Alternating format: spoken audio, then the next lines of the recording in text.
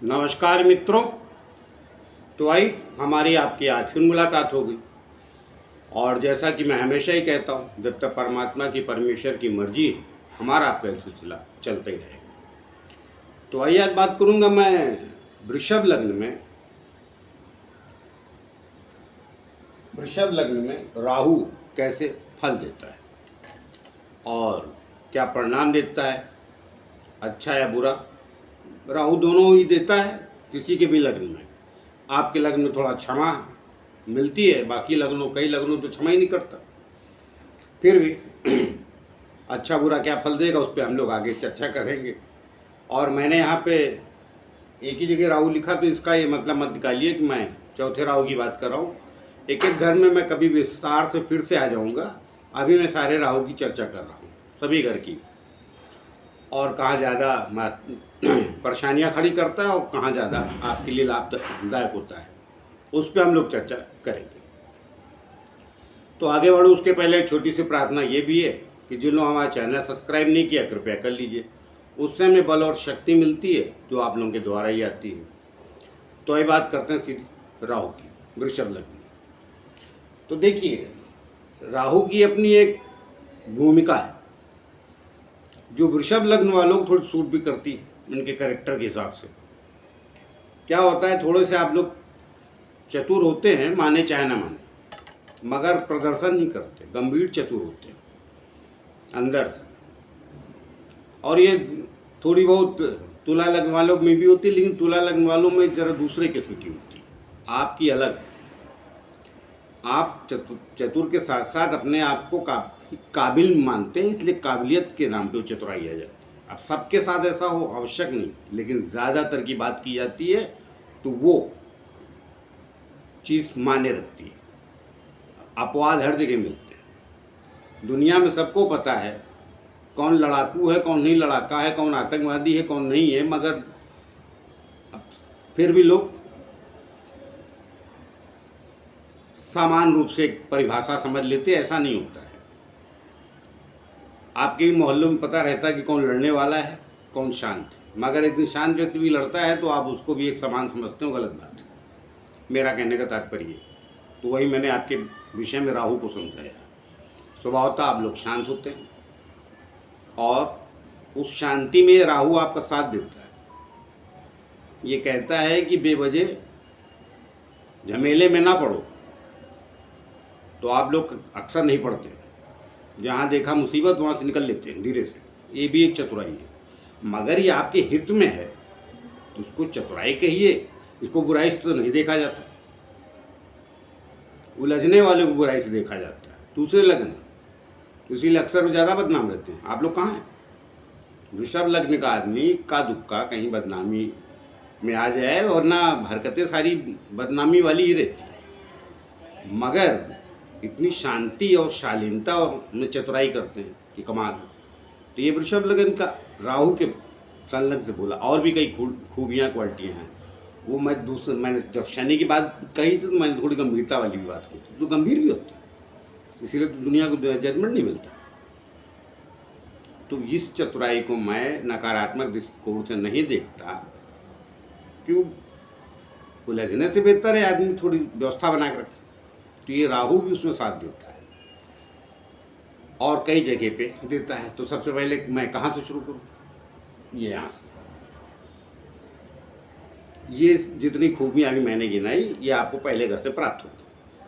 तो राहु जब आपके पहले घर में बैठेगा तो ये अपने शुक्र महाराज, इसके गुरु शुक्राचार्य की राशि में बैठा ना, वृषभ में, तो वहाँ बैठेगा तो ये सब खूबियाँ आपके अंदर दे देगा।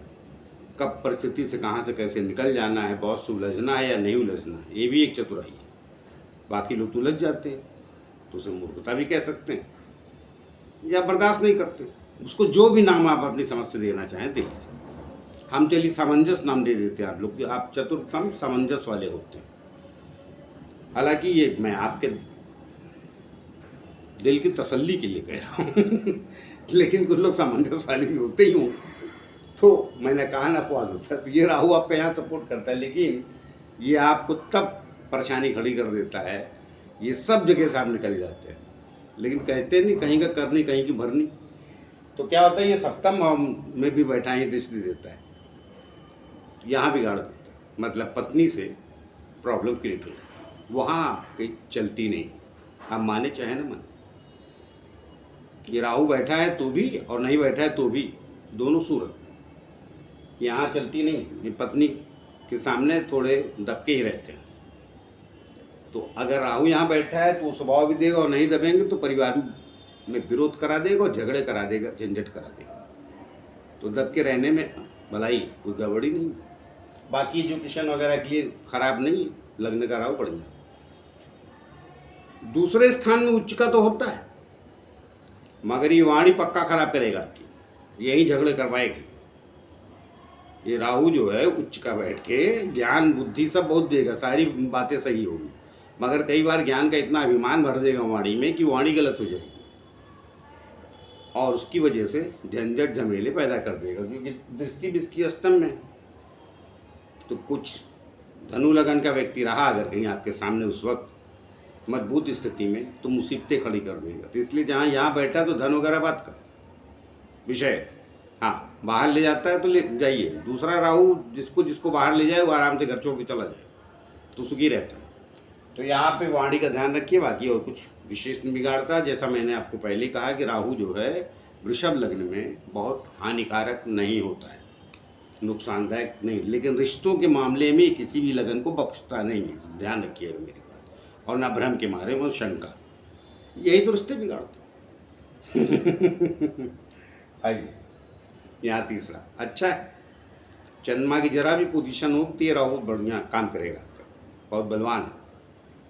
कारोबार वगैरह अगर आप शराब का कारोबार करें या केमिकल जिसमें थोड़ा ड्रग्स का यूज होता है, दवाएं ऐसी, उसमें बहुत बड़ी तरक्की देता है यहाँ का राहु, निश्चित रूप से देगा। जरा भी चंद्रमा की पोजीशन अच्छी रही और शुक्र आप पर थोड़ा भी ठीक है तो 8वें नहीं जाना चाहिए शुक्र आपका बस, तो भी ये सपोर्ट करेगा। यहाँ का राहु कारोबार के हिसाब से, ज़िंदगी को संवारने के हिसाब से, तरक्कियों के हिसाब से बढ़िया होता है। तीसरा राहु एक्टर भी बनाता है, रुपया भी है ना ये, तो कारण क्या है, सप्तम भाव पे भी दृष्टि डालता है। तो सप्तम भाव भी लाइफ पार्टनर सब तो पता है लोगों, ये ड्रामे का भी, जितने दुनिया में ड्रामे कहीं नहीं करता वो सप्तम भाव में करता है आदमी, अपने लगने से साल के स्थान पर। किसी से नहीं झूठ बोलता, मगर ये पक्की बात अपने लाइफ पार्टनर से झूठ बोलता है। बच्चे मतलब मैं मान ही नहीं सकता, सत्यवादी से सत्यवादी व्यक्ति झूठ न बोले और कुछ ड्रामा न करे, हल्का फुल्का करता है तो सब घर परिवार चलता रहता है। जब वो ड्रामा झूठ एकदम झूठ के आधार पर हो जाता है तो फिर प्रॉब्लम क्रिएट करता है।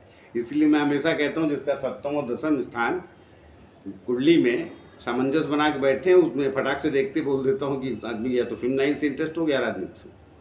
चलिए तो यहाँ ये चौथा राहु पहले लिखा हुआ सिंह राशि में, यहाँ खराब है ये, क्योंकि सूर्य की राशि में आ गया। देखिए सूर्य के साथ घर में जाए, आपका बढ़िया मित्र है सूर्य, या चौथे घर का स्वामी, सारी बातें सही, मगर सूर्य के घर में सुखी रहता नहीं, या सुखों को नाश कर देगा निश्चित रूप से, ऊपर से कर्म स्थान में दृष्टि डालेगा। तो ये तो शनि की राशि मित्र है, लेकिन यहाँ से खिन्न आदमी वहाँ भी बेकारी कर देता है। मतलब आप दुखदाई हैं, खिन्न हैं किसी से, तो जो आ गए सामने और दृष्टि पड़ गई आपकी, तो उससे भी खिन्नता का ही स्वरूप धारण कर लेते हैं। तो यहाँ का राहु खराब है, माता के स्वास्थ्य के लिए भी अच्छा नहीं, माता के संबंध के लिए भी अच्छा नहीं। आपसे हो सकता है आपको दूर लेके चला जाए तो दूर चले जाए, चौथा राहु भी दूर ले जाता है, 12वीं 9वीं दृष्टि से वहाँ दिखता है 12वें स्थान को। तो अच्छा ही है घर छोड़ देना, जितना घर से दूर रहें तो आपकी भी इज्जत बनी रहेगी, और मैं तो आपकी बात कर रहा हूँ तो आप ही की, अच्छा है घर छोड़ना ज़रा जी। ये अच्छा है, एजुकेशन वगैरह बढ़िया दे।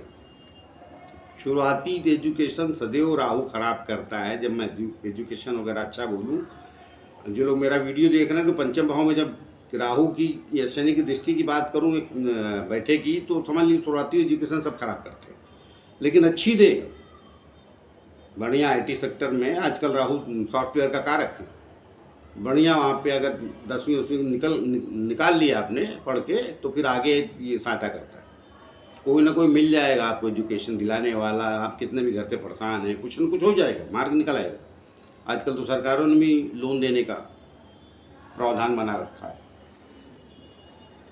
कि लोन लेके आप एजुकेशन कर लीजिए, ये सब कराएगा। और आईटी सेक्टर में भी जाए, मेरी सलाह वृषभ लग्न वालों को। कारण क्या है कि आपका जो शनि भी भाग्येश और कर्मेश हो सपोर्टर हो जाएगा, तो ये राहु ठीक है, बस संतान पक्ष के लिए कतई ठीक नहीं, ध्यान रखिए। अब ये नहीं मैं कह रहा हूँ कि होगी नहीं, होने के बाद भी विवाद होते हैं, या कई बार आपकी कुंडली दूसरे भी पंचम के बुध भी खराब है तो समस्या है। इधर आइए, यहाँ का राहु को भी अच्छा बोलते हैं, लेकिन मैं इतना अच्छा नहीं मानता हूँ। कारण क्या होता है, ये लास्ट में यहाँ पे कर्म स्थान पर दृष्टि देता है और ये पलट के फिर वहाँ दृष्टि डाल देता है आपके वाणी स्थान पर। वाणी का ध्यान रखिए। बाकी शत्रु उत्तर से लड़ाई झंझट होगी भी तो निकल जाएंगे, लेकिन बेहतर है कि ना करें। छठा स्थान फंसा भी देता हो, इसका कहीं शुक्र आपका कहीं गलत बैठा हो तो अष्टम में, तीसरे 8वें 12वें तो शुक्र एक बार थोड़ी तो राहत करेगा, क्योंकि उससे दृष्टि डाल देगी लग्न का मालिक, तो वहाँ का विषय बात करें, तो क्यों झंझट झमेले में आने का। सीधी सी बात ये कह रहा हूँ, लेकिन मैं यहाँ भी इसको आपके पूरे ओवरऑल लाइफ के लिए ख़राब नहीं कह रहा। लेकिन अब थोड़ा देखिए, आपके तुला राशि में बैठा है तो थोड़ा आदमी को कई बार विलासिता भी देने की कोशिश करता है। अगर धन वगैरह आ गया, गरीब है तो क्या करेगा। ऐसा नहीं कि गरीब विलासी नहीं होते हैं, अलग उनकी फितरत होती है। रईसों की फितरत अलग होती है, दोनों को अंतर समझिए। अब यहाँ आइए, अब देखिए यहाँ तो मैंने दृष्टि बताई थी, तो यहाँ बैठ ही जाएगा 100% फैमिली को लेगा बड़ा लाइफ पार्टनर की। पुरुष की कुंडली तो पत्नी के लिए, पत्नी की कुंडली पुरुष की, मतलब दोनों के लिए गड़बड़। 100% झगड़े करवाए होगी, मंगल की दृष्टि पड़ गई तो पक्का कर दोगे। तो बेहतर है कि जिनकी कुंडलियों में बैठा है वो मंगल भी देख ले और अपना शनि भी देख ले, तो घर में मियाँ बीवी विवाद करे, किसी छोटी छोटी बात को लेके कई बार झमेले शुरू करते हैं और बड़ा हो जाता है। प्रॉब्लम आता है ईगो का और शंका का, ये दोनों देगा यहीं बैठ के, लग्न में दृष्टि देगा। और कहीं कहा ना मंगल और शनि की दृष्टि पा गया तो एक पक्ष इतना शांत हो जाता है, दूसरा पक्ष दंड होता है, और एक पक्ष बोलते ही नहीं, वो भी एक मुसीबत की। अभी घर में आप 5 दिन को चुप रहने लगा तो भी आपको बेचैनी और परेशानी शुरू हो जाएगी। अब मंगल ने देखा तो दंड।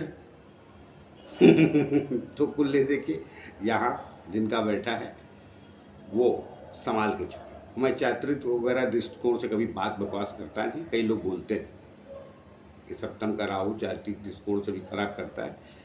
वो देखिए अलग अलग लग्न की अलग अलग लग्नेश की मजबूती के ऊपर होता है, और किसी भी लग्न में गुरु की मजबूती या कमजोरी के ऊपर होता है। एक ग्रह के बैठने से किसी पे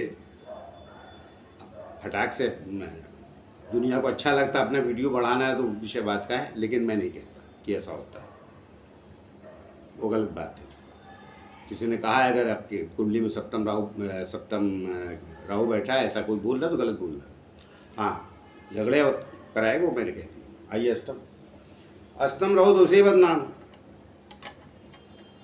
तो आपके यहाँ भी क्या है कि गुरु अच्छे फल नहीं देता है। 9वें और 12वें का 11वें स्थान का स्वामी हो जाता है, सॉरी अष्टमें और 11वें स्थान का स्वामी होता है, दोनों ही रोग स्थान।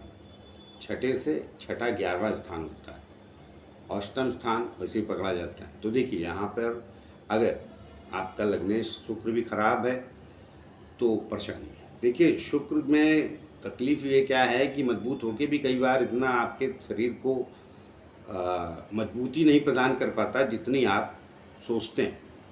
तो यहाँ का राहु निश्चित रूप से आपको कष्ट देगा, परेशानी देगा, बीमारियाँ दे सकता है।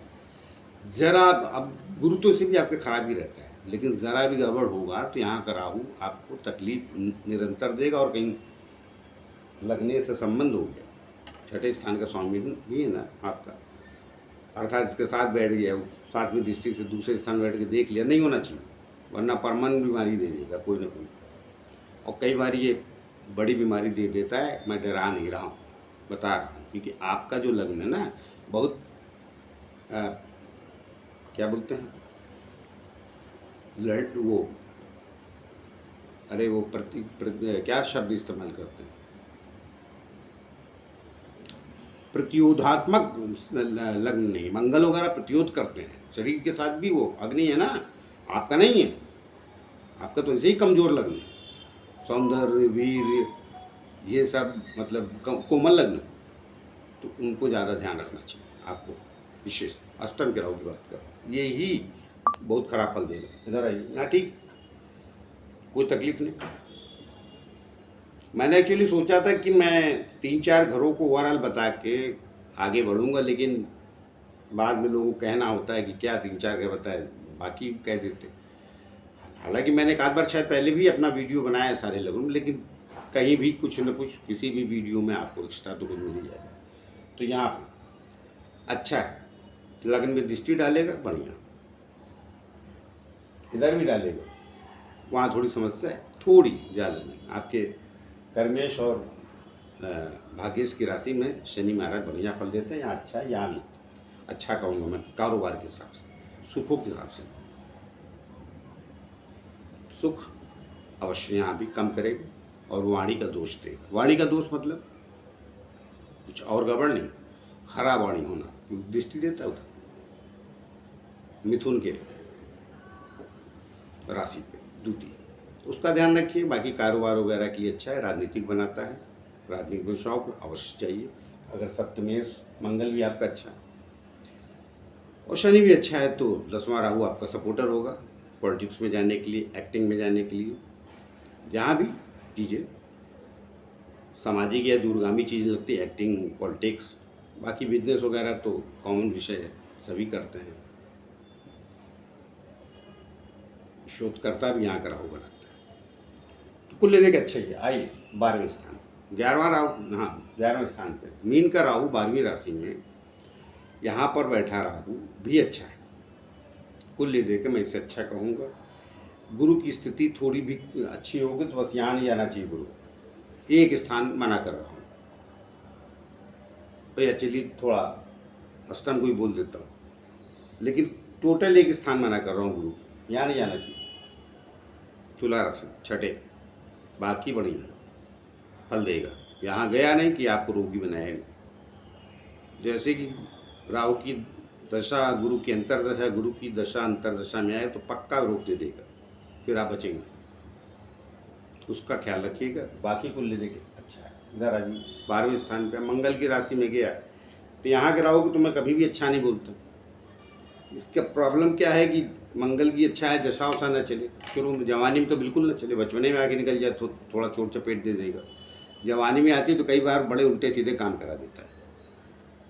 इसीलिए किसी भी लग्न में 12वें राहु को अच्छा नहीं बोला जाता। कारण क्या है, देखिए 12वें गुरु को भी अच्छा नहीं बोलता मैं, राहु की बात नहीं है, मैं 12वें गुरु को भी कभी अच्छा नहीं बोलता।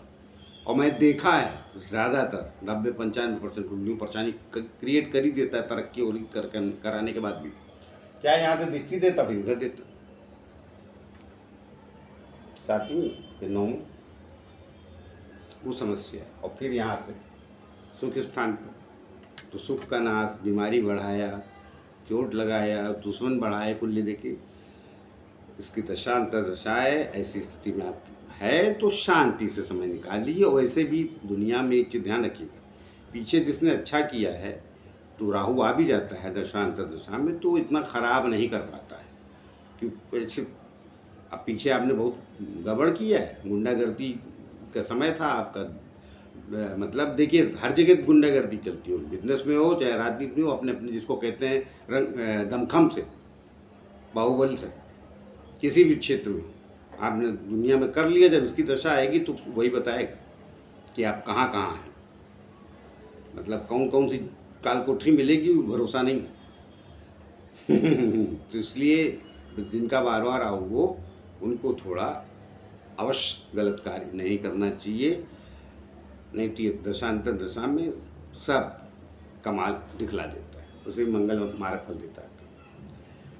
तो डरा नहीं रहा हूँ, सत्यता बता रहा हूँ, आप कुछ गलत नहीं कर रहे हैं तो भी बार बार आओ भी 12वीं रह जाएगा, फिर रहने की बार उसको क्या करेंगे, ज़िंदगी में शामिल ना करें, मतलब अब इसको कम मौका मिलता है।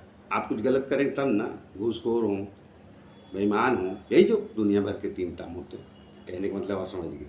चलिए मिलते हैं किसी और नए विषय को लेके, तब तक के लिए आगे दिए जाते जाते फिर से प्रार्थना की जिन लोग हमारे चैनल सब्सक्राइब नहीं किए कृपया कर लीजिए, उससे में बल और शक्ति मिलती है जो आप लोगों के द्वारा ही आती है। यही मिलते हैं, नमस्कार।